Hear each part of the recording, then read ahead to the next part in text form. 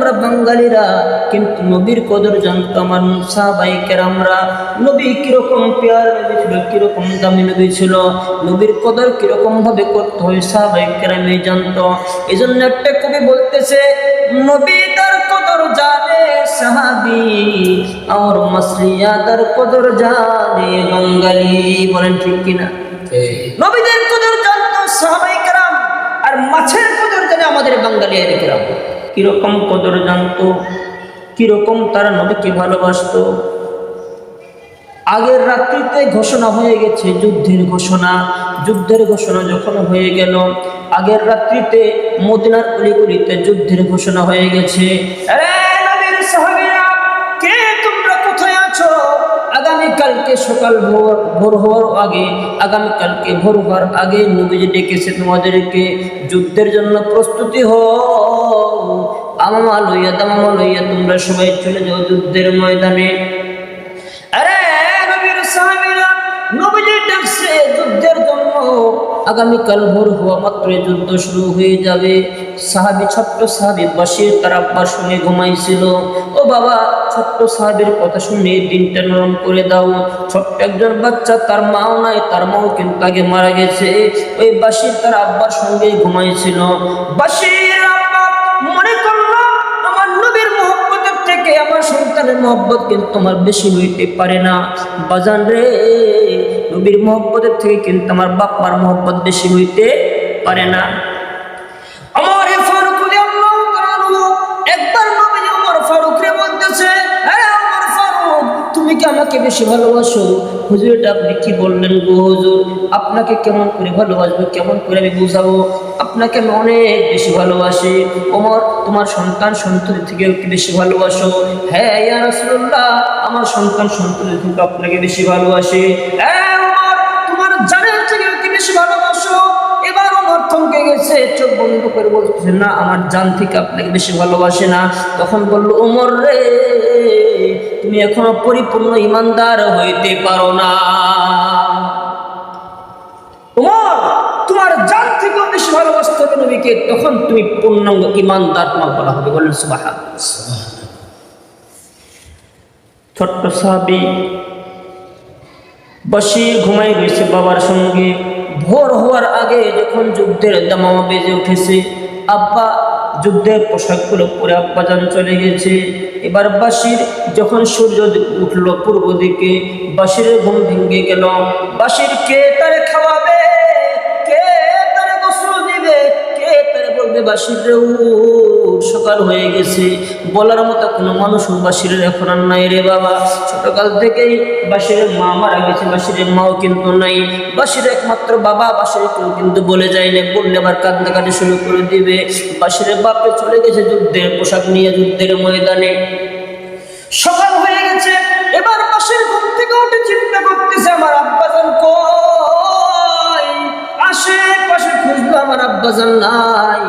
বাশির মনে করলো আমার আব্বাজান নিঃসন্দেহে যুদ্ধের ময়দানে চলে গেছে। আব্বাজান অপেক্ষা করতে করতে রাস্তার পাশে বসে আছে, পেটে ক্ষুধা, কারে বলবে খাবো, কারে বলবে খাবো। রাস্তার পাশে বসে আছে বাবার অপেক্ষার মধ্যে। নবীজির যুদ্ধ শেষ হয়ে গেল বিকাল বিকাল। নবীজি এবার সাহাবায়ে কেরামদেরকে নিয়ে, মাল সামানা নিয়ে, সব নিয়ে চলে আসতেছে বাড়ির দিকে। বাড়ির দিক যখন রওনা দিয়ে দিল, সাহাবায়ে কেরামের দলটা তিন ভাগে বিভক্ত ছিল। ক্ষুদ্র ক্ষুদ্র তিনটা দল নিয়ে নবীজি আসতেছে। প্রথম দলের মধ্যে বাশিরের বাপরে বাশির খুঁজলো। বাশির বলতেছে, কাকারা, আমার আব্বাজান কই গো? আমার আব্বাজান কি তোমাদের সঙ্গে যাই নাই? ও বাশির, তোমার বাবা তো গিয়েছিল, কিন্তু তুমি দ্বিতীয় কাতারে দেখো তোমার আব্বাজান আছে কিনা, একটু খোঁজ করে দেখো। ওখানে স্বয়ং নবী রাসূল কারীম সাল্লাল্লাহু আলাইহি সাল্লাম নিজে ছিলেন। এবার বাশির বলতেছে, হুজুর, আমার আব্বাজান কোথায়? বাশিরের বাপ যে নাই দুনিয়ার মধ্যে, একমাত্র নবীজি এটা জানতো, সাহাবায়ে কেরাম জানতো। নবীজি চোখের পানি ছেড়ে দিয়ে বলতেছে, বাশির, একটা কথা বলবো তোমাকে আমি। জি হুজুর বলেন। আচ্ছা বাশির, আমি যদি তোমার বাবা হই তোমার কেমন লাগবে? এবার বাশির চোখের পানি ছেড়ে দিয়ে বলতেছে, বুঝে ফেলেছে আমার আব্বাজান মনে হয় নাই। ডাকতে বলতেছে, ইয়া রাসূলুল্লাহ, ওগো সুলতান, ওগো সুলতান মদিনা, আমার আব্বাজান যদি না থাকে কোনো দুঃখ নাই, দোজাহানের বাদশা আপনার মতো একজন নবী আমার বাবা হবে, এত থেকেও আর বড় আনন্দের কথা কি হইতে পারে? নবীজি চোখের পানি ছেড়ে ছেড়ে বাশিরকে জড়ায় ধরে বলতেছে, বাশির আয় আয় আমার বুকে আয়, আজ থেকে আমার স্ত্রী আয়েশা সিদ্দিকা তোমার মা, আজ থেকে মা ফাতেমা জোহরা তোমার হলো বোন। ও বাশির, আমি মুহাম্মদ তোমার পিতা হয়ে গেলাম।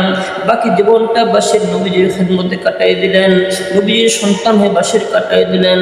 ওগো দুনিয়ার মানুষ, এই নবীকে আজকে বিভিন্ন ভাবে কটূক্তি করা হয়, ফেসবুকের মধ্যে কটূক্তি করা হয়, এই নবীর চরিত্র নিয়ে কটূক্তি করা হয়।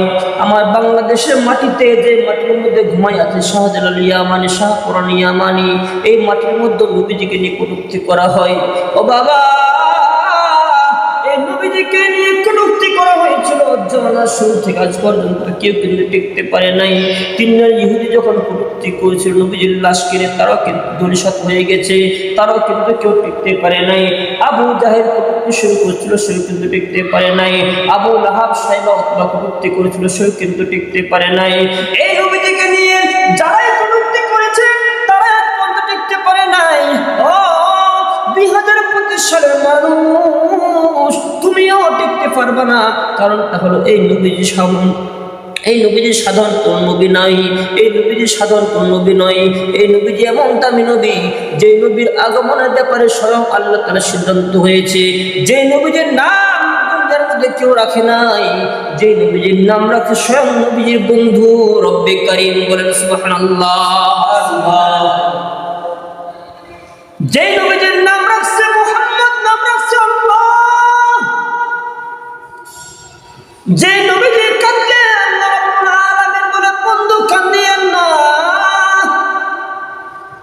যে নবীজি ঘুমাইলে আল্লাহ তাআলা মুচকি মুচকি হাসে আর বলে, ইয়া আইয়ুহাল মুযাম্মিল, ও কম্বলওয়ালা বন্ধু উঠো উঠো।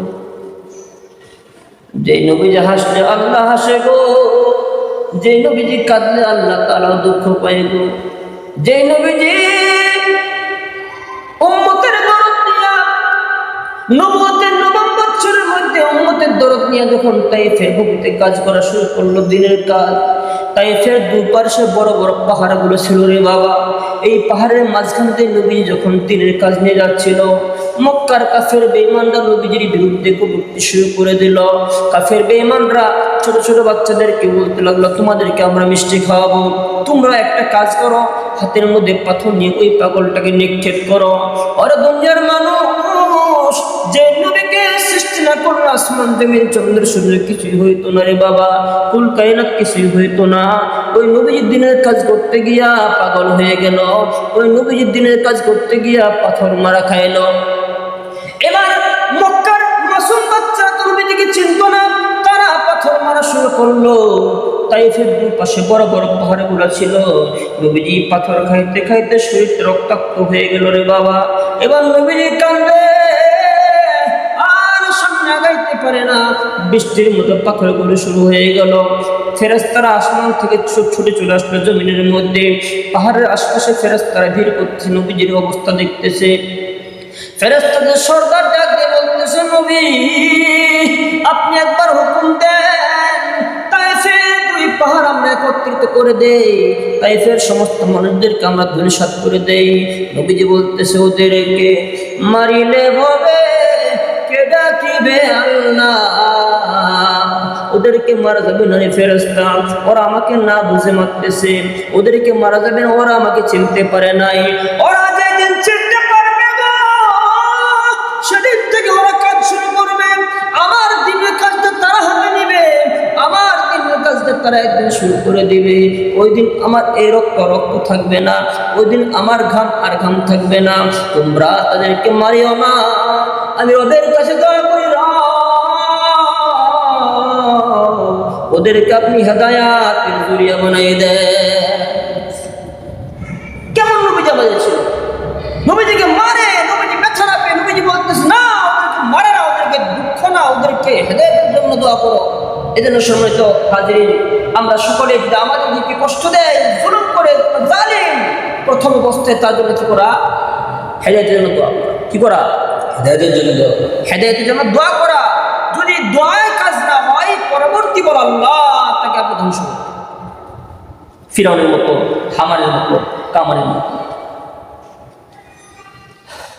মদিনার বুলবুল নবী রাসূলুল্লাহ পাঠালেন খুশি হয়ে নিজে মাবুদ আল্লাহ। মদিনার বুলবুল নবী রাসূলুল্লাহ পাঠালেন খুশি হয়ে নিজে মাবুদ আল্লাহ। খুশি হয়ে নিজে মাবুদ আল্লাহ। মদিনার বুলবুল নবী রাসূলুল্লাহ পাঠালেন খুশি হয়ে নিজে মাবুদ আল্লাহ। খুশি হয়ে নিজে মাবুদ আল্লাহ। মদিনার বুলবুল নবী রাসূলুল্লাহ পাঠালেন খুশি হয়ে নিজে মাবুদ আল্লাহ।